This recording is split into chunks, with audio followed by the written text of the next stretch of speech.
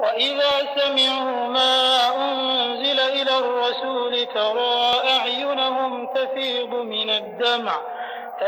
من الدمع مما عرفوا من الحق يقولون ربنا آمنا فاكتبنا مع الشاهدين. وما لنا لا نؤمن بالله وما جاءنا من الحق ونطمع أن يدخلنا ربنا مع القوم الصالحين. فأثابهم الله بما قالوا جنات تجري من تحتها الأنهار خالدين فيها وذلك جزاء المحسنين. والذين كفروا وكذبوا بآياتنا أولئك أصحاب الجحيم. يا أيها الذين آمنوا لا تحرموا طيبات ما أحل الله لكم ولا تعتدوا إن الله لا يحب المعتدين. وكلوا مما رزقكم الله حلالا طيبا واتقوا الله الذي أنتم به مؤمنون. لا يؤاخذكم الله باللغو في أيمانكم ولكن يؤاخذكم بما عقدتم الأيمان. فكفارته إطعام 10 مساكين من أوسط ما تطعمون أهليكم أو كسوتهم أو تحرير رقبة. فمن لم يجد فصيام 3 أيام ذلك كفارة أيمانكم إذا حلفتم واحفظوا أيمانكم كذلك يبين الله لكم آياته لعلكم تشكرون. يا أيها الذين آمنوا إنما الخمر والميسر والأنصاب والأزلام رجس من عمل الشيطان فاجتنبوه لعلكم تفلحون. إنما يريد الشيطان أن يوقع بينكم العداوة والبغضاء في الخمر والميسر ويصدكم عن ذكر الله وعن الصلاة فهل أنتم منتهون. وأطيعوا الله وأطيعوا الرسول واحذروا فإن توليتم فاعلموا أنما على رسولنا البلاغ المبين. ليس على الذين آمنوا وعملوا الصالحات جناح فيما طعموا إذا ما اتقوا وآمنوا وعملوا الصالحات ثم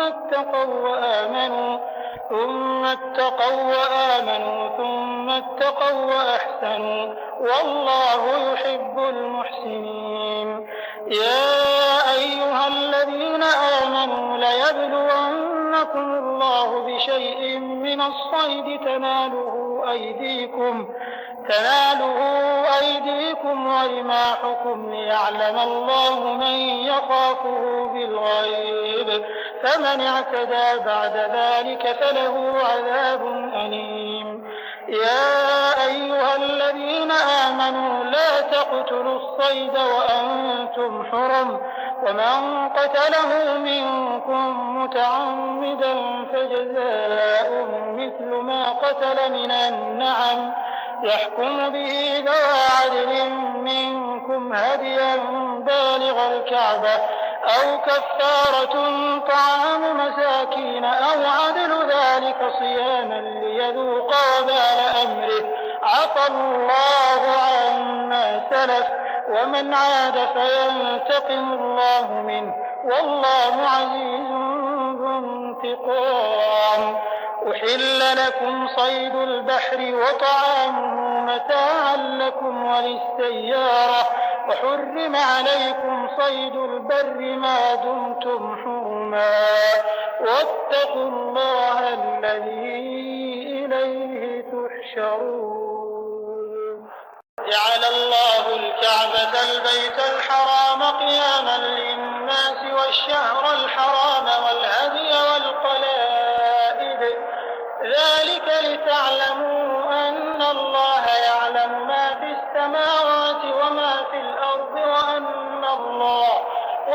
الله بكل شيء عليم اعلموا أن الله شديد العقاب وأن الله غفور رحيم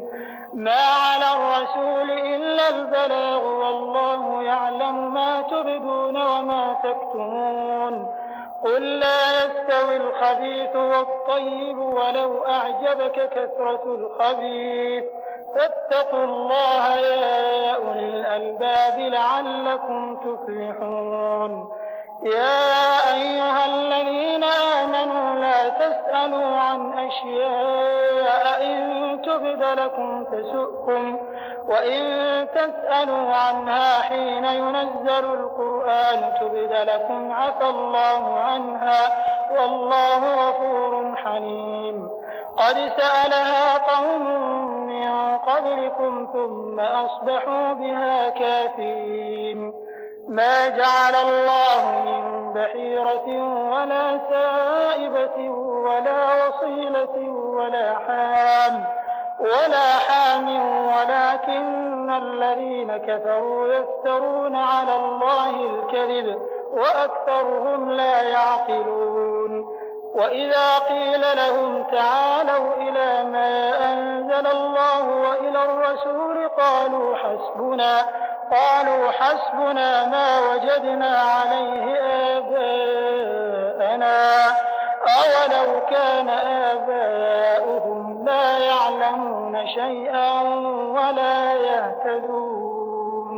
يا أيها الذين آمنوا عليكم أنفسكم لا يضركم من ضل إذا اهتديتم إلى الله مرجعكم جميعا فينبئكم بما كنتم تعملون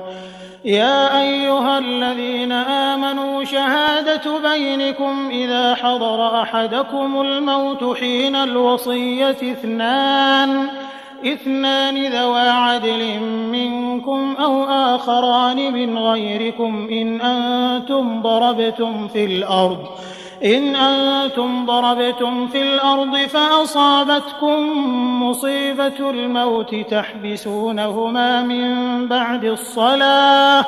فيقسمان بالله إن ارتبتم لا نشتري به ثمنا ولو كان ذا قربى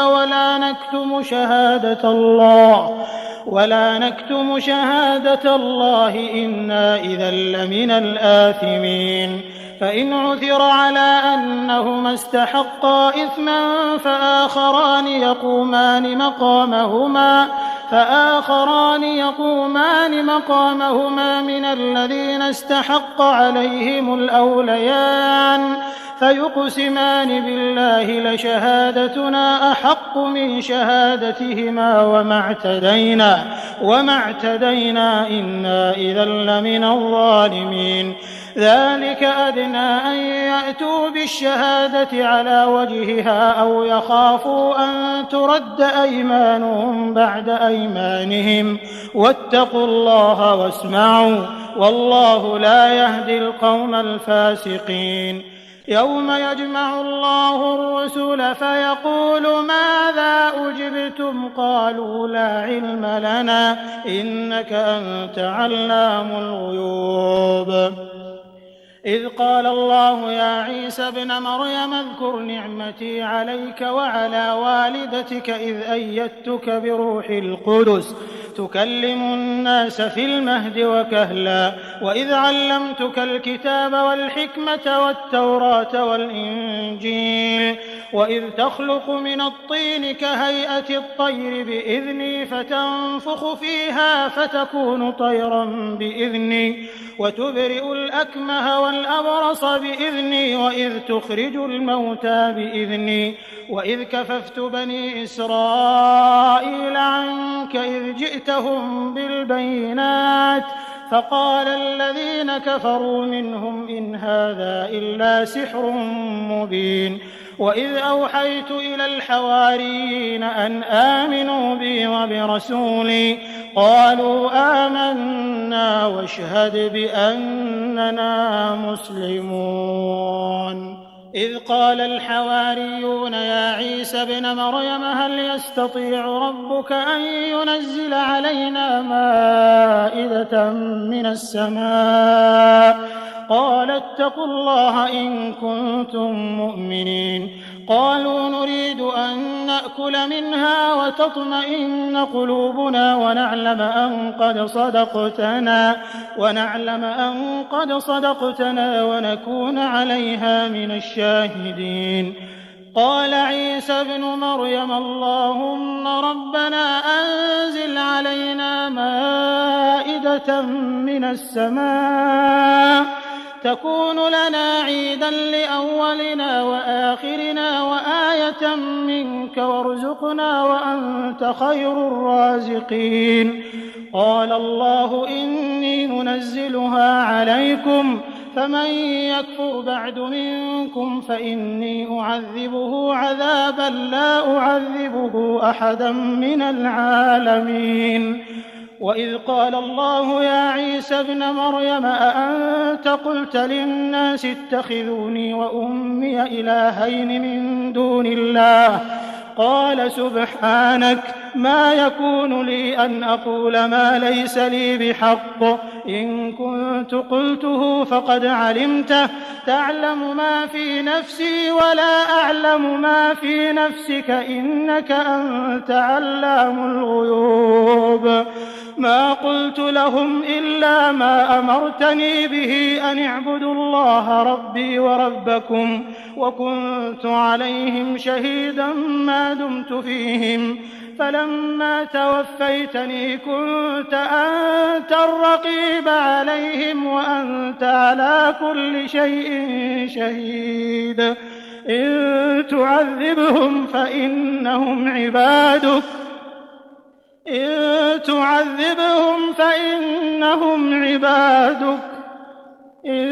تعذبهم فإنهم عبادك وإن تغفر لهم فإنك أنت العزيز الحكيم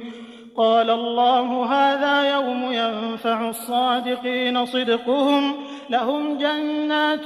تجري من تحتها الأنهار خالدين فيها أبدا رضي الله عنهم ورضوا عنه ذلك الفوز العظيم لله ملك السماوات والأرض وما فيهن وهو على كل شيء قدير بسم الله الرحمن الرحيم الحمد لله الذي خلق السماوات والأرض وجعل الظلمات والنور ثم الذين كفروا بربهم يعدلون هو الذي خلقكم من طين ثم قضى أجلا وأجل مسمى عنده ثم أنتم تمترون وهو الله في السماوات وفي الأرض يعلم سركم وجهركم ويعلم ما تكسبون وما تأتيهم من آية من آيات ربهم إلا كانوا عنها معرضين فقد كذبوا بالحق لما جاءهم فسوف يأتيهم أنباء ما كانوا به يستهزئون ألم يروا كم أهلكنا من قبلهم من قرن مكناهم في الأرض ما لم نمكن لكم وأرسلنا السماء عليهم مدرارا وجعلنا الأنهار تجري من تحتهم فأهلكناهم بذنوبهم وأنشأنا من بعدهم قرنا آخرين ولو نزلنا عليك كتابا في قرطاس فلمسوه بأيديهم لقال الذين كفروا إن هذا إلا سحر مبين وقالوا لولا أنزل عليه ملك ولو أنزلنا ملكا لقضي الأمر ثم لا ينظرون ولو جعلناه ملكا لجعلناه رجلا وللبسنا عليهم ما يلبسون ولقد استهزئ برسل من قبلك فحاق بالذين سخروا منهم ما كانوا به يستهزئون قل سيروا في الأرض ثم انظروا كيف كان عاقبة المكذبين قل لمن ما في السماوات والأرض قل لله كتب على نفسه الرحمة ليجمعنكم إلى يوم القيامة لا ريب فيه الذين خسروا أنفسهم فهم لا يؤمنون وله ما سكن في الليل والنهار وهو السميع العليم قل أغير الله أتخذ وليا فاطر السماوات والأرض وهو يطعم ولا يطعم قل إني أمرت أن أكون أول من أسلم ولا تكونن من المشركين قل إني أخاف إن عصيت ربي عذاب يوم عظيم من يصرف عنه يومئذ فقد رحمه وذلك الفوز المبين وإن يمسسك الله بضر فلا كاشف له إلا هو وإن يمسسك بخير فهو على كل شيء قدير وهو القاهر فوق عباده وهو الحكيم الخبير قل أي شيء أكبر شهادة قل الله شهيد بيني وبينكم وأوحي إلي هذا القرآن لأنذركم به ومن بلغ أئنكم لتشهدون أن مع الله آلهة أخرى قل لا أشهد قل إنما هو إله واحد وإنني بريء مما تشركون الذين آتيناهم الكتاب يعرفونه كما يعرفون أبناءهم الذين خسروا أنفسهم فهم لا يؤمنون ومن أظلم ممن افترى على الله كذبا أو كذب بآياته إنه لا يفلح الظالمون ويوم نحشرهم جميعا ثم نقول للذين أشركوا أين شركاؤكم الذين كنتم تزعمون ثم لم تكن فتنتهم إلا أن قالوا والله ربنا ما كنا مشركين انظر كيف كذبوا على أنفسهم وضل عنهم ما كانوا يفترون ومنهم من يستمع إليك وجعلنا على قلوبهم أكنة أن يفقهوه وفي آذانهم وقرا وإن يروا كل آية لا يؤمنوا بها حتى إذا جاءوك يجادلونك يقول الذين كفروا إن هذا إلا أساطير الأولين وهم ينهون عنه وينأون عنه وإن يهلكون إلا أنفسهم وما يشعرون ولو ترى إذ وقفوا على النار فقالوا يا ليتنا نرد ولا نكذب بآيات ربنا ونكون من المؤمنين بل بدا لهم ما كانوا يخفون من قبل ولو ردوا لعادوا لما نهوا عنه وإنهم لكاذبون وقالوا إن هي إلا حياتنا الدنيا وما نحن بمبعوثين ولو ترى إذ وقفوا على ربهم قال أليس هذا بالحق قالوا بلى وربنا قال فذوقوا العذاب بما كنتم تكفرون قد خسر الذين كذبوا بلقاء الله حتى إذا جاءتهم الساعة بغتة قالوا يا حسرتنا على ما فرطنا فيها وهم يحملون أوزارهم على ظهورهم ألا ساء ما يزرون وما الحياة الدنيا إلا لعب وله وللدار الآخرة خير للذين يتقون أفلا تعقلون قد نعلم إنه ليحزنك الذي يقولون فإنهم لا يكذبونك فإنهم لا يكذبونك ولكن الظالمين بآيات الله يجحدون ولقد كذبت رسل من قبلك فصبروا على ما كذبوا وأوذوا حتى أتاهم نصرنا ولا مبدل لكلمات الله ولقد جاءك من نبأ المرسلين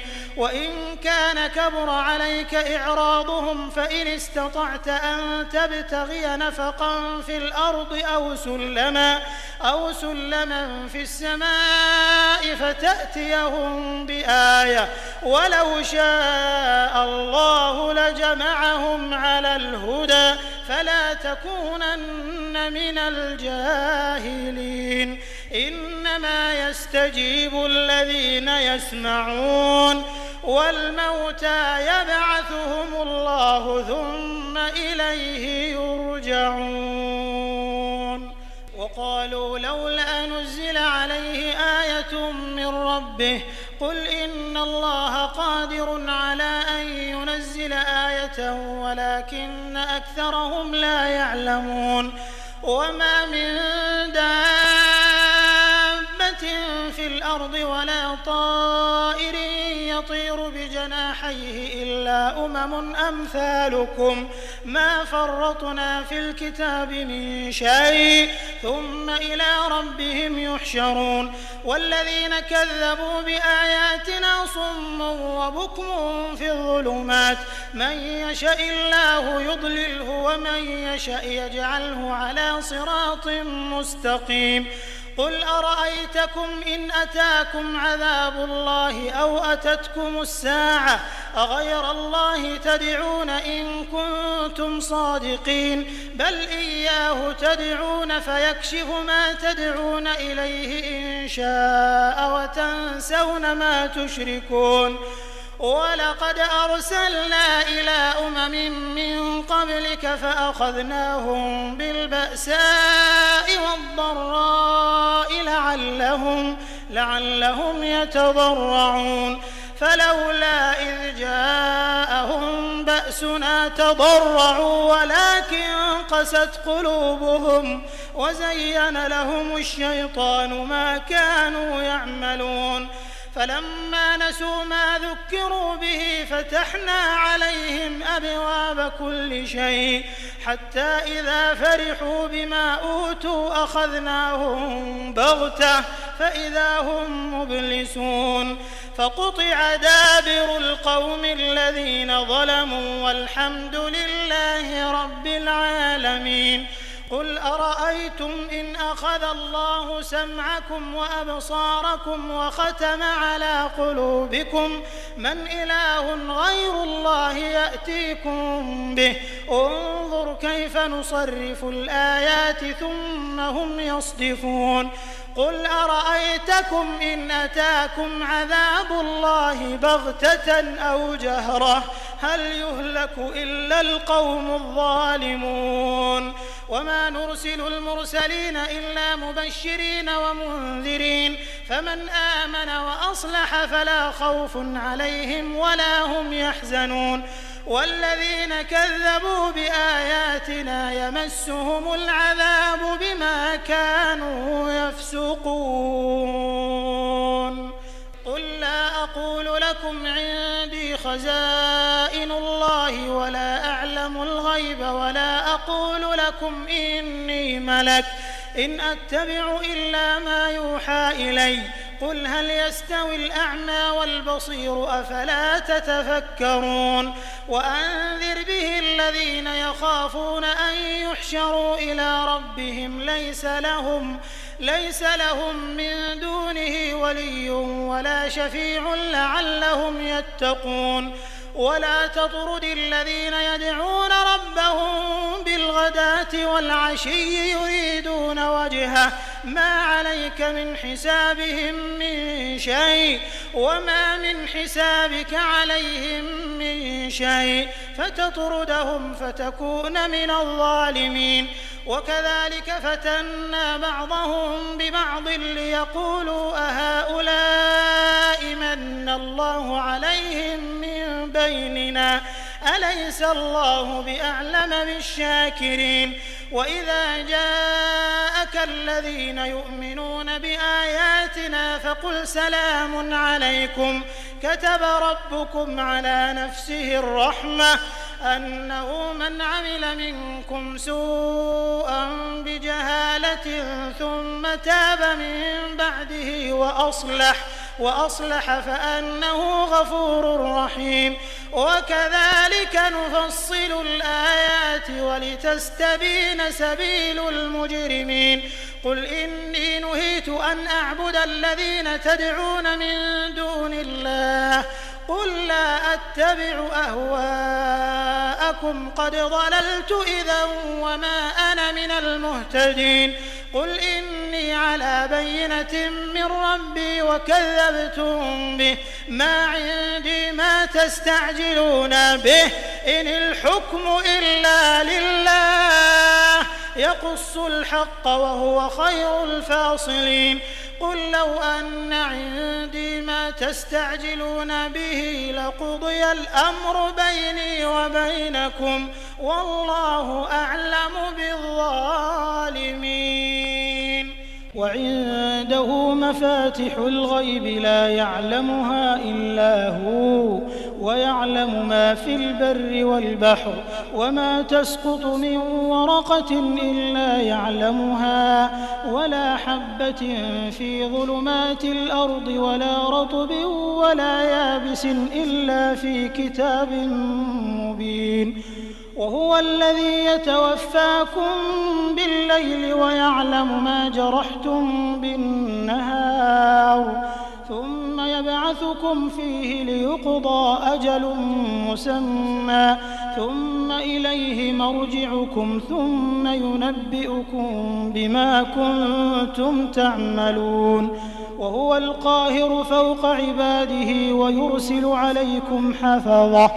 حتى إذا جاء أحدكم الموت توفته رسلنا وهم لا يفرطون ثم ردوا إلى الله مولاهم الحق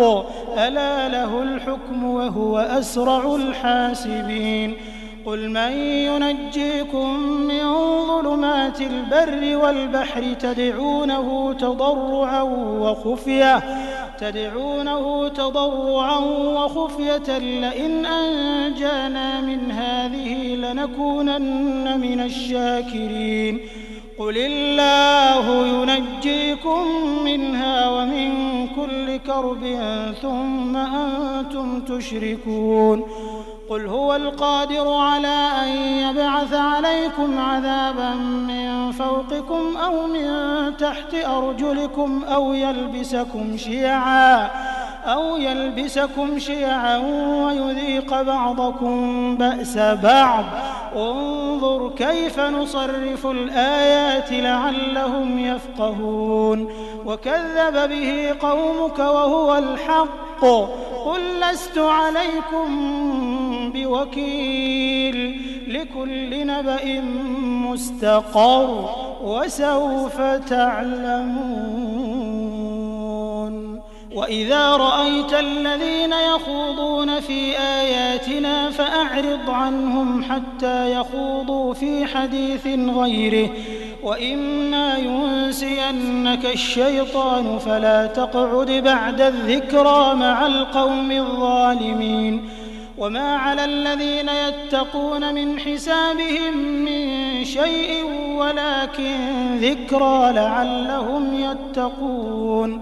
وذر الذين اتخذوا دينهم لعبا ولهوا وغرتهم الحياة الدنيا وذكر به أن تبسل نفس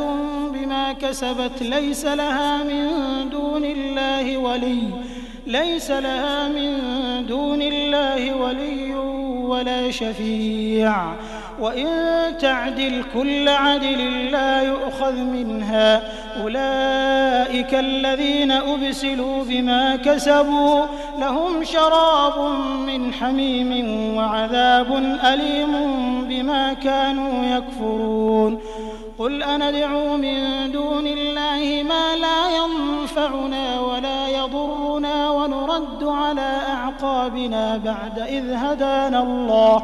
ونرد على أعقابنا بعد إذ هدانا الله كالذي استهوته الشياطين في الأرض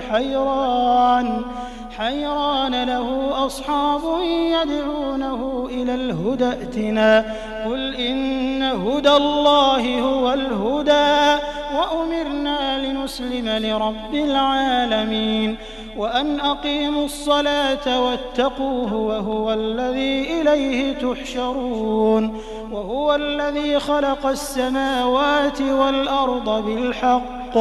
ويوم يقول كن فيكون قوله الحق وله الملك يوم ينفخ في الصور عالم الغيب والشهادة وهو الحكيم الخبير وإذ قال إبراهيم لأبيه آزر أتتخذ أصناما آلهة إني أراك وقومك في ضلال مبين وكذلك نري إبراهيم ملكوت السماوات والأرض وليكون من الموقنين فلما جن عليه الليل رأى كوكبا قال هذا ربي فلما أفل قال لا أحب الآفلين فلما رأى القمر بازغا قال هذا ربي فلما أفل قال لئن لم يهدني ربي لأكونن من القوم الضالين فلما رأى الشمس بازغة قال هذا ربي هذا أكبر فلما أفلت قال يا قوم إني بريء مما تشركون إني وجهت وجهي للذي فطر السماوات والأرض حنيفا وما أنا من المشركين وحاجه قومه قال أتحاجوني في الله وقد هدان ولا أخاف ما تشركون به إلا أن يشاء ربي شيئا وسع ربي كل شيء علما أفلا تتذكرون وكيف أخاف ما أشركتم ولا تخافون أنكم أشركتم بالله ما لم ينزل به عليكم سلطانا فأي الفريقين أحق بالأمن إن كنتم تعلمون الذين آمنوا ولم يلبسوا إيمانهم بظلم أولئك لهم الأمن وهم مهتدون وتلك حجتنا آتيناها إبراهيم على قومه نرفع درجات من نشاء إن ربك حكيم عليم ووهبنا له إسحاق ويعقوب كلا هدينا ونوحا هدينا من قبل ومن ذريته داود وسليمان وأيوب ويوسف وموسى وهارون وكذلك نجزي المحسنين وزكريا ويحيى وعيسى وإلياس كل من الصالحين وإسماعيل واليسع ويونس ولوطا وكلا فضلنا على العالمين ومن آبائهم وذرياتهم وإخوانهم واجتبيناهم وهديناهم إلى صراط مستقيم ذلك هدى الله يهدي به من يشاء من عباده ولو أشركوا لحبط عنهم ما كانوا يعملون أولئك الذين آتيناهم الكتاب والحكم والنبوة فإن يكفر بها هؤلاء فقد وكلنا بها قوما ليسوا بها بكافرين أولئك الذين هدى الله فبهداه مقتده قل لا أسألكم عليه أجرا إن هو إلا ذكرى للعالمين وما قدروا الله حق قدره إذ قالوا ما أنزل الله على بشر من شيء قل من أنزل الكتاب الذي جاء به موسى نورا وهدى للناس تجعلونه قراطيس تبدونها وتخفون كثيرا وعلمتم ما لم تعلموا أنتم ولا آباؤكم قل الله ثم ذرهم في خوضهم يلعبون وهذا كتاب أنزلناه مبارك مصدق الذي بين يديه ولتنذر أم القرى ومن حولها والذين يؤمنون بالآخرة يؤمنون به وهم على صلاتهم يحافظون ومن أظلم ممن افترى على الله كذبا أو قال أوحي إلي ولم يوح إليه شيء ومن قال سأنزل مثل ما أنزل الله ولو ترى إذ الظالمون في غمرات الموت والملائكة باسطوا أيديهم أخرجوا أنفسكم اليوم تجزون عذاب الهون بما كنتم تقولون على الله غير الحق وكنتم عن آياته تستكبرون ولقد جئتمونا فرادا كما خلقناكم أول مرة وتركتم ما خولناكم وراء ظهوركم وما نرى معكم شفعاءكم الذين زعمتم أنهم فيكم شركاء لقد تقطع بينكم وضل عنكم ما كنتم تزعمون إن الله فالق الحب والنوى يخرج الحي من الميت ومخرج الميت من الحي ذلكم الله فأنى تؤفكون فالق الإصباح وجعل الليل سكنا والشمس والقمر حسبانا ذلك تقدير العزيز العليم وهو الذي جعل لكم النجوم لتهتدوا بها في ظلمات البر والبحر قد فصلنا الآيات لقوم يعلمون وهو الذي أنشأكم من نفس واحدة فمستقر ومستودع قد فصلنا الآيات لقوم يفقهون وهو الذي أنزل من السماء ماء فأخرجنا به نبات كل شيء فأخرجنا منه خضرا نخرج منه حبا متراكبا ومن النخل من طلعها قنوان دانية وجنات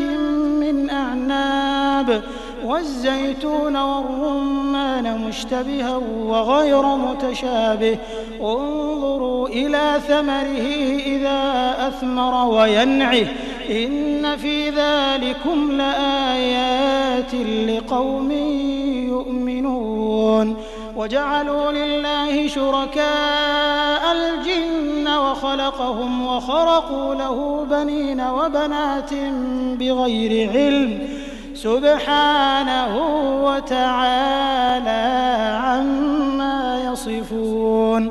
بديع السماوات والأرض أنى يكون له ولد ولم تكن له صاحبة وخلق كل شيء وهو بكل شيء عليم ذلكم الله ربكم لا إله إلا هو خالق كل شيء فاعبدوه وهو على كل شيء وكيل لا تدركه الأبصار وهو يدرك الأبصار وهو اللطيف الخبير قد جاءكم بصائر من ربكم فمن أبصر فلنفسه ومن عمي فعليها وما أنا عليكم بحفيظ وكذلك نصرف الآيات وليقولوا درست ولنبينه لقوم يعلمون اتبع ما أوحي إليك من ربك لا إله إلا هو وأعرض عن المشركين ولو شاء الله ما أشركوا وما جعلناك عليهم حفيظا وما أنت عليهم بوكيل ولا تسبوا الذين يدعون من دون الله فيسبوا الله عدوا بغير علم كذلك زينا لكل أمة عملهم ثم إلى ربهم مرجعهم فينبئهم بما كانوا يعملون وأقسموا بالله جهد أيمانهم لئن جاءتهم آية ليؤمنن بها قل إنما الآيات عند الله وما يشعركم أنها إذا جاءت لا يؤمنون ونقلب أفئدتهم وأبصارهم كما لم يؤمنوا به أول مرة ونذرهم في طغيانهم